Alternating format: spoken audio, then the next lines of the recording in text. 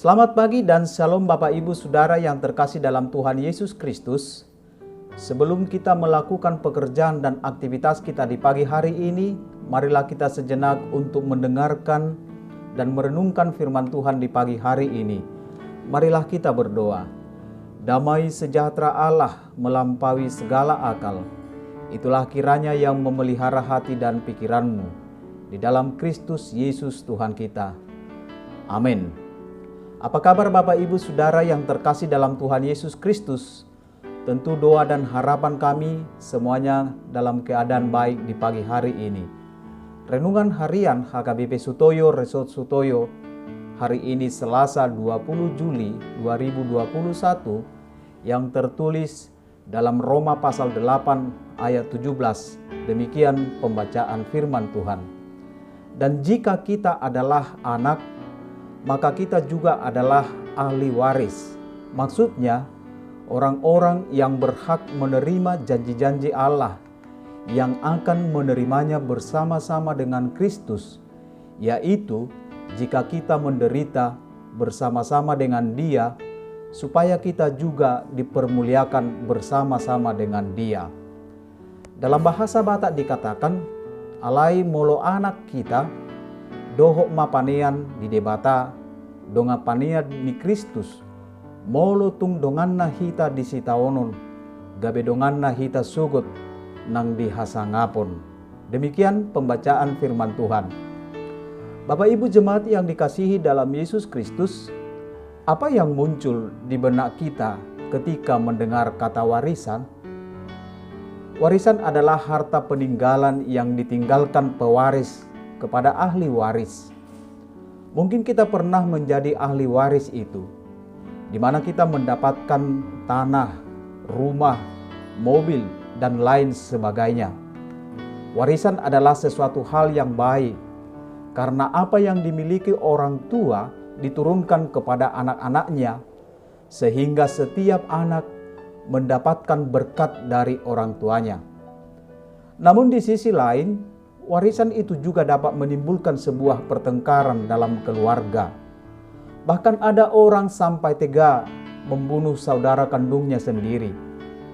Yang salah bukanlah warisannya, tetapi pola pikir manusia yang hanya menanti dan mengandalkan warisan orang tuanya. Untuk itu, sebelum terjadi perselisihan di tengah-tengah keluarga, mari kita ingat, warisan dunia bukanlah yang terkekal. Warisan yang terkekal adalah dari Tuhan. Yang menjadi pertanyaannya, apakah kita dapat menjadi ahli waris kerajaan surga itu? Bapak Ibu jemaat yang dikasihi dalam Yesus Kristus, untuk menjadi ahli waris kerajaan surga itu, maka kita harus menjadi anak.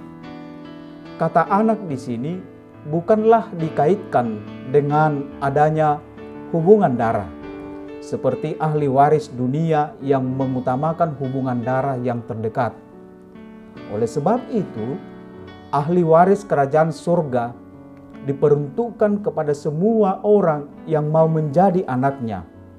Menjadi anaknya berarti orang yang hidupnya dipimpin oleh Roh Tuhan dan tidak tersesat dalam arus dunia. Hal inilah yang disampaikan Rasul Paulus kepada jemaat Kristen di Roma, supaya iman mereka kokoh dan tidak terseret dalam arus kehidupan Romawi. Tentulah, sebagai jemaat Kristen baru, tentu banyak mengalami penderitaan. Sama seperti Paulus, banyak menderita karena Kristus. Oleh sebab itu, menjadi anak-anak Allah bukan hanya mewarisi kerajaan Allah, tetapi juga mewarisi penderitaan Kristus. Dan jika kita adalah anak, maka kita juga adalah ahli waris. Maksudnya orang-orang yang berhak menerima janji Allah, yang akan menerimanya bersama-sama dengan Kristus, yaitu jika kita menderita bersama-sama dengan Dia, supaya kita juga dipermuliakan bersama-sama dengan Dia.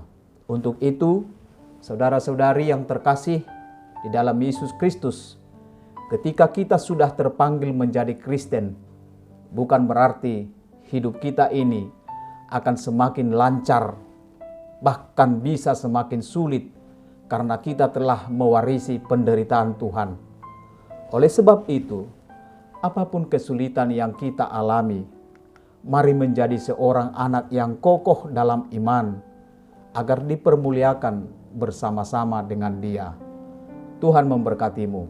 Amin. Kita berdoa.